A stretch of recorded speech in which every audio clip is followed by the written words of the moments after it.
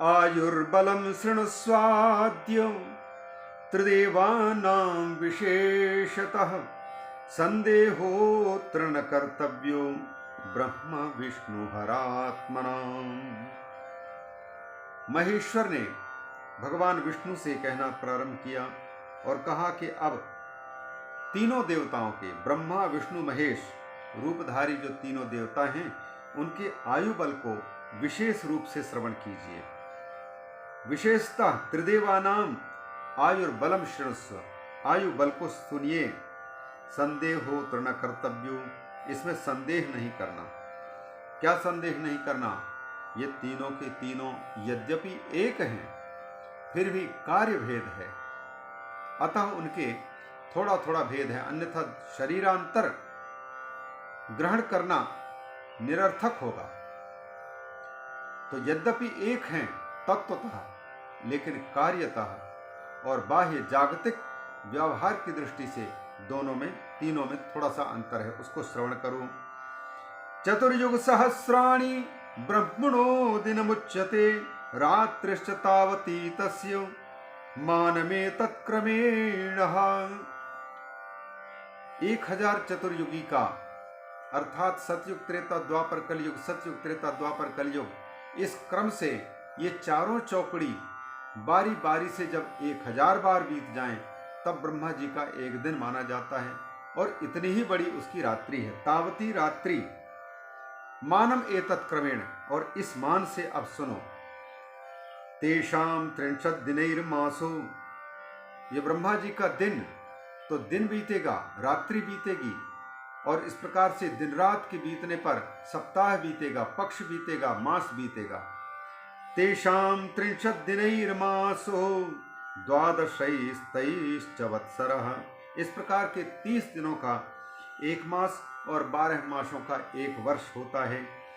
शतवर्ष प्रमाणेन ब्रह्मायु परिकीर्तितम, इस गणना क्रम से ब्रह्मा जी की भी एक ना एक दिन 100 वर्ष पूरी होगी। शतवर्ष की शतायु ब्रह्मा जी होंगे। और ब्रह्मणो वर्षमात्रेण दिनम वैष्णवम उच्यते, ब्रह्मा जी के एक वर्ष बराबर विष्णु का एक दिन माना जाता है। ब्रह्मणो वर्षमात्रेण दिनम वैष्णवम उच्यते सोपि वर्षशतम यावत् आत्ममानेन जीवति, तो जो सगुण है, सत्वगुण संपन्न विष्णु जगत के पालन करता, वह भी अपने आयु मान से 100 वर्ष तक संचालन करता है, पालन करता है जगत का। वैष्णवेन तु वर्षेण दिनम रौद्रम भवे ध्रुवम, जैसे शंकर जी के ये भगवान ब्रह्मा के एक वर्ष के दिन विष्णु के एक दिन के बराबर हैं, उसी प्रकार विष्णु के एक वर्ष के दिन रुद्र के एक दिन के बराबर हैं। वैष्णवेन तु वर्षेण दिनम रौद्रम भवेत् ध्रुवम हरो वर्ष शते याते नर रूपेण संस्थितः, भगवान रुद्र भी उस मान से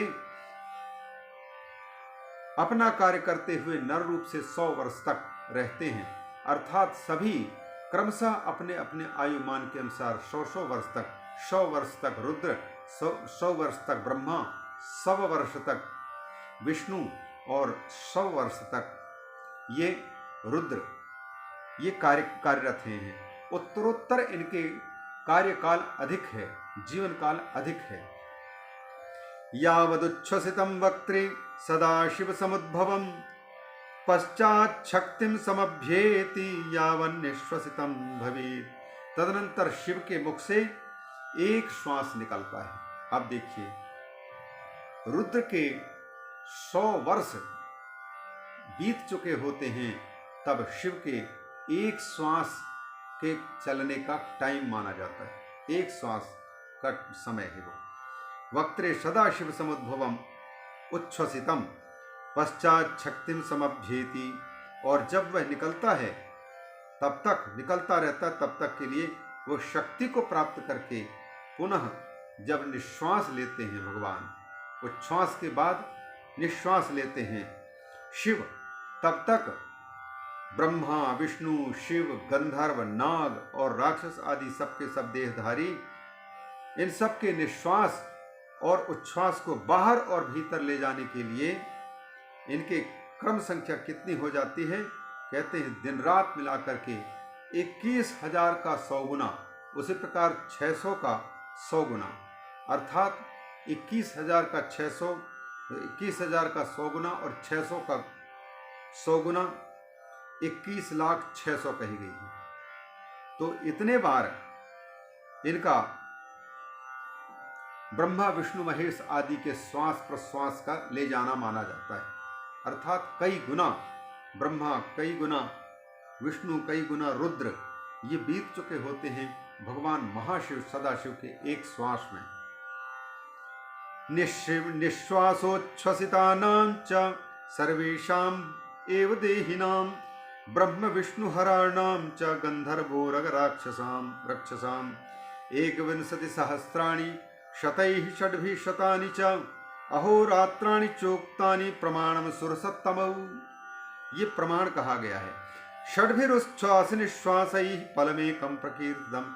6 निश्वास और 6 उच्छ्वास, ये 6 उच्छ्वास और 6 निश्वास का सदाशिव का उसको एक पल कहा जाता है। ये महामान है एक पल, और 60 पलों की एक घटिका कही जाती है। 60 पलों की एक घड़ी अर्थात 24 मिनट के बराबर है। और इस प्रकार से 30 घड़ी के दिन और 30 घड़ी की रात्रि मिलाकर के 60 घड़ी के दिन रात बनता है। घटी षष्ठी पला प्रोक्ता साषष्ट्या च दिनम निशा, और 60 घड़ी के ये दिन रात होते हैं। निश्वासोच्छ्वसितानां च परिसंख्या न विद्यते सदाशिव समुत्थानम एतस्मात् सोक्षय स्मृतः। सदाशिव के निश्वास और जो उच्छ्वास है उनकी गणना करने वाला कौन होगा? जब ब्रह्मा विष्णु महेश इन तीनों अनंत बार अपना कार्य कर चुके होते हैं, तब उनके तो एक श्वास और निश्वास का चलना होता है, तो इसका हिसाब कौन रखेगा? इसलिए गणना नहीं की जा सकती। अतः शिवजी सदैव प्रबुद्ध और अक्षय कहलाते हैं। सदाशिव समुत्थानम एतस्मात् सोक्षय स्मृतः इत्थम रूपम त्वया तावद रक्षणीयम ममाज्ञया। इसलिए भगवान शिव विष्णु से कहते हैं कि तुमको मेरी आज्ञा से रक्षा करनी चाहिए। तावत सृष्टेश्च कार्यम वै कर्तव्यम विधैर्गुणैः। विविध गुणों के द्वारा सृष्टि के इस प्रकार के होने वाले कार्यों की सदा रक्षा करनी चाहिए।